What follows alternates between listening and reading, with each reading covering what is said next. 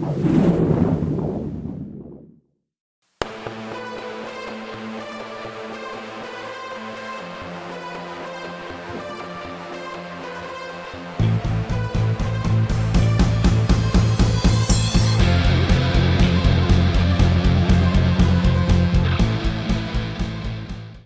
and welcome back to our last episode of Behind the Beacon for 2015. After graduating 4 starters and returning just 3 players back to the team, UMass Boston men's basketball came into the season with low expectations and a lot of question marks. But after just 1 month of play, the Beacons head into winter break at 5-5 and 1-1 in conference play. We're able to talk to first-year head coach Jason Harris and 2 upperclassmen on the team's early success. Well, my expectations regarding the year and what everybody kind of had predicted for us, I mean, we're all competitors, so for anybody to tell you before you even get started that you're not going to be any good, I find it offensive. The guys on my team find it offensive.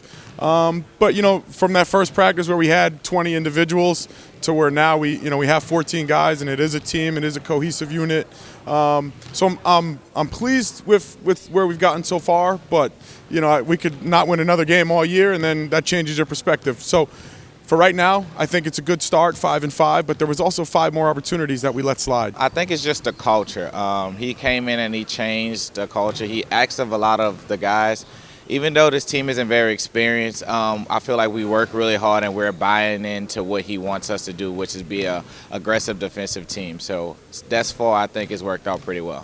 The biggest surprise for me this year is the fact that everybody comes in to practice every day and just practices harder and harder every day. Some days it's good, some days it's bad, but there's always room for improvement, and we all see that, and we want to get better. Yeah, I'm most definitely surprised. I didn't expect us to be 5-5 at this point, honestly.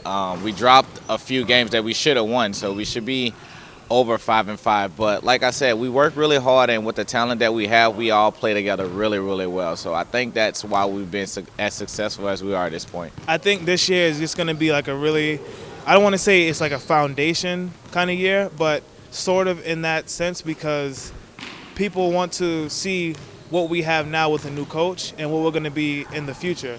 So basically saying when the new coach is in, when there's new players, everybody expects us not to be good. But, you know, showing people that's not here or who wants to be here in the future, seeing us that we're working hard and we're not losing games or we're not just always winning games, there's always room for improvement, and that shows that for this program individually that we're going to be better. I think that what makes this group unique is that, you know, we're like B Company. You know, we're like the Bad News Bears a little bit. You know, we got guys who are cut from other teams, guys who just left school, guys who never played.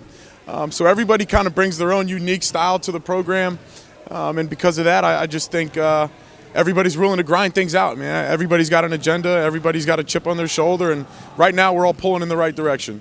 You know, I think a big thing for us this year, kind of helping us mold, has been the peaks and valleys, you know, that we've had. You know, you talk about getting absolutely drubbed against Salem State at home. I think that might have been the most embarrassing point of my career, and, you know, probably some of these young careers as well. But then we follow it up, and, you know, we have a good team win against Fitchburg.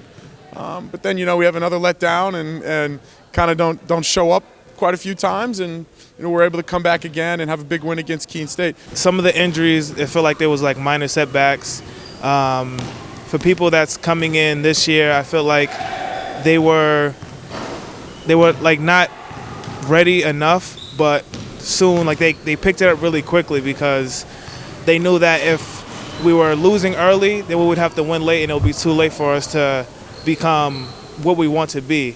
And I feel like with the record we have now is just showing us where we've been at. It's like some games up, some games down, and that played a big role. But I feel like we should be better than what we are, and I feel like we're going to get there soon rather than later. I think after the Salem State game, again, that was pretty humbling for us to be a part of it. You know, I took the next day off and went recruiting. I think that's what most head coaches would do in this situation.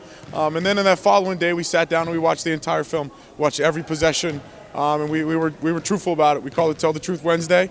Told them to check their egos at the door.